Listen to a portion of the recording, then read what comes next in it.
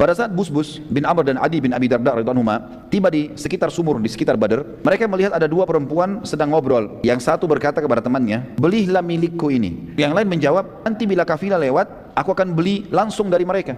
Kalimat ini berarti menandakan penduduk setempat tahu kafilah sudah lewat. Dan biasanya kafilah Quraisy kalau mampir di sebuah suku, mereka buka, siapa yang mau beli silakan. Jadi pasar sementara terjadi, mereka transaksi sampai tiba di Mekah sambil meminta pertolongan dari suku-suku yang ada di sekitar situ. Kedua sahabat tersebut lalu mengetahui bahwa kafilah sudah sangat dekat, lalu mereka berdua balik dan menginformasikan kepada Nabi SAW. Setelah beberapa saat Busbus bin Amr dan Adi bin Abi Darda radhiyallahu anhuma meninggalkan tempat tersebut, Abu Sufyan tiba di tempat yang sama, bertemu dengan dua perempuan tadi. Lalu kemudian Abu Sufyan bertanya, "Apakah kalian lihat ada orang yang lewat di sini?" Keduanya menjawab, "Tadi ada dua orang yang lewat, tapi tidak berbicara dengan kami.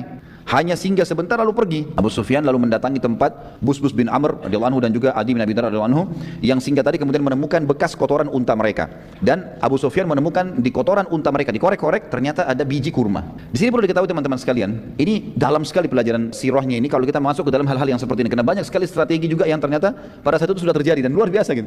Abu Sufyan tahu sekali, di antara semua suku Arab, hanya orang-orang Madinah saja memberikan unta mereka makan kurma. Yang lain tidak ada, makanya daun biasa. Karena kayahnya Madinah pada saat itu dengan kurma, dan kurma itu dianggap makanan elit ya, makanan manusia. Tapi karena banyaknya mereka berikan kurma kepada unta-unta mereka.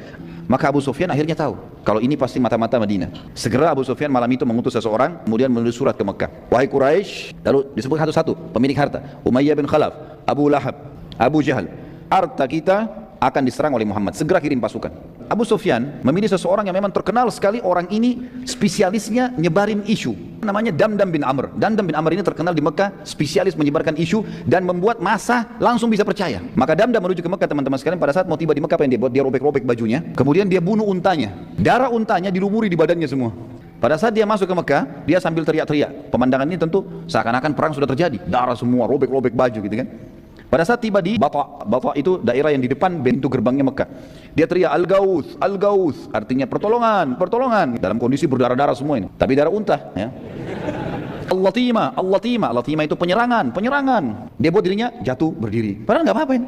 Maka pada saat semua sudah kumpul, maka orang-orang tokoh Quraisy yang bertanya, "Wahai Damdam, ada apa?" Dan mereka tahu Damdam ini ikut dengan Abu Sufyan. Dan kebetulan Damdam pada saat itu salah satu dari 40 orang prajurit yang sedang mengawal kafilah. Lalu dia mengatakan, "Penduduk Madinah dan Muhammad sudah menyerang kafilah.